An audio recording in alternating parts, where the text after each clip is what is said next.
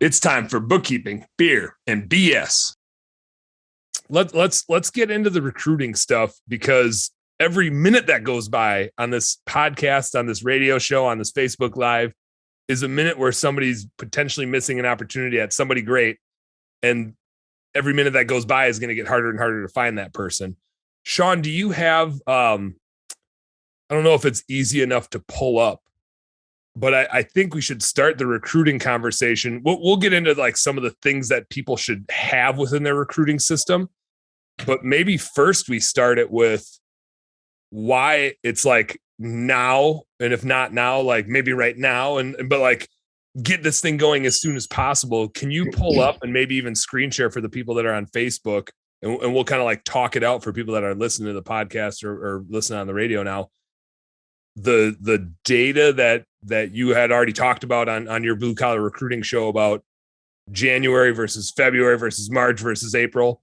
Is that accessible? Can you pull that stuff? I probably could. That'll take a while to pull up. It takes like 5 or 10 minutes to get it all together, but I can probably juke and weave myself through the maze of explaining it. I was going to say at least, I mean, like, since the video isn't the primary thing anyway, if you can talk us through like what some of that data shows in your research about the timeliness of your recruiting, let's start there. Sure. Because I just want to focus on like the here and now and why it's so important for people to act sooner. Well, basically, in a nutshell, January is the best time to recruit, period, end of story, in almost every single industry. For a variety of reasons. A few are December's the worst because nobody's hopping around and jumping around. And those that are in retail or anything like that, getting ready for holidays at Walmart and all the rest. UPS adds a whole bunch of employees for the holidays and so on and so forth. They do that in November, and they're to get ready for December. So nobody's looking for jobs in December. Smart people don't say, I think I'm going to spend about $1,000 for presents for the holidays. I might as well quit this job and look for another job and stop that Friday paycheck coming in. Nobody does that. That's smart. So we don't want to hire the ones that do those things anyway. And then what happens is in this country, it's January 1 and we get New Year's resolutions. We get real excited about improving our financial stuff.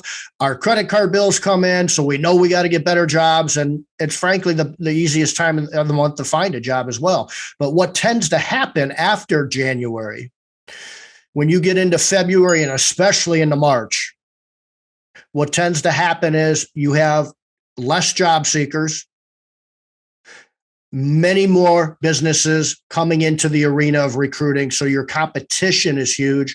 Mm-hmm. The number of employees goes down, or candidates goes down drastically. Like I put in general labor, for example, around the country.